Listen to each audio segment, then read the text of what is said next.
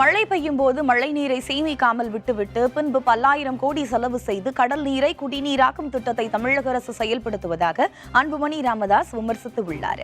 சென்னை கோயம்பேடு பேருந்து நிலையத்தில் 60 ஏக்கர் பரப்பளவில் பசுமை பூங்கா அமைக்க வலியுறுத்தி பசுமை தாயகம் அமைப்பு சார்பிலான கையெழுத்து இயக்கத்தை பாமக தலைவர் மருத்துவர் அன்புமணி ராமதாஸ் தொடங்கி வைத்தார். பின்னர் செய்தியாளர்களுக்கு பேட்டியளித்த அவர், கோயம்பேடு ஏரியை மூடிவிட்டுதான் கோயம்பேடு பேருந்து நிலையத்தை உருவாக்கினார்கள் எனவும் 60 ஏக்கரில் கோயம்பேடு பசுமை பூங்கா அமைக்க வேண்டும் எனவும் கூறினார். மழை குறைவான நாடுகளில்தான் கடல் நீரை குடிநீராக்கும் திட்டங்களை செயல்படுத்துவார்கள் எனவும், ஆறுகள் போன்ற நீர்நிலைகள் உள்ள சென்னையில் கடல் நீரை குடிநீராக்கும் திட்டத்திற்கான தேவை ஏன் ஏற்பட்டது எனவும் அன்புமணி கேள்வி எழுப்பினார். சென்னையில் 99% வெள்ள தடுப்பு பணிகளை நிறைவு செய்துவிட்டதாக கடந்த ஆண்டு தலைமைச் செயலாளர் கூறிய பிறகும் வெள்ள பாதிப்பு ஏற்பட்டதாக சுட்டிக்காட்டினார்.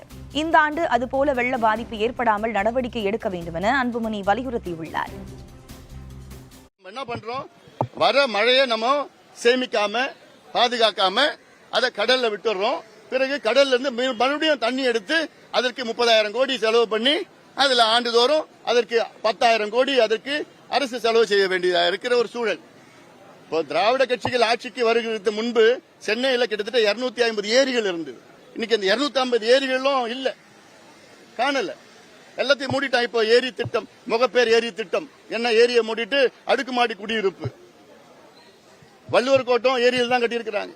கோயம்பேடு பேருந்து நிலையம் ஏரியில தான் கட்டியிருக்கிறாங்க. நேரு ஸ்டேடியம் ஏரியில தான் கட்டியிருக்கிறாங்க.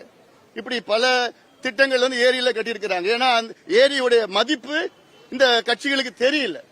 வருங்காலத்தில் இன்னும் மோசமா இருக்க போகுது.